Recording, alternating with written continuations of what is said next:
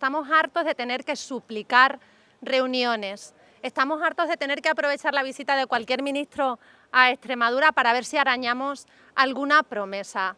Nosotros no somos menos que nadie y, por tanto, no buscamos ni vamos a buscar la conmiseración de nadie. Lo único que estamos pidiendo es justicia y cumplimiento constitucional. Y en ningún caso Sánchez quiere abrir un debate profundo sobre la financiación autonómica.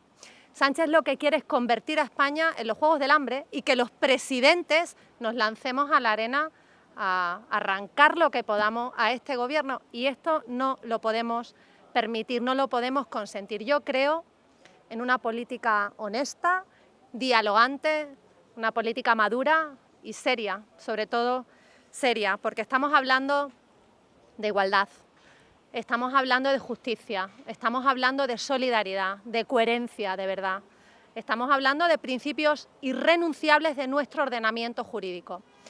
Y cuestiones tan sumamente importantes como es la reforma del sistema de financiación autonómica no se pueden decidir en acuerdos bilaterales, ni en pactos oscuros, ni con posicionamientos volubles, porque no podemos perder de vista que de estas decisiones depende el bienestar de los ciudadanos.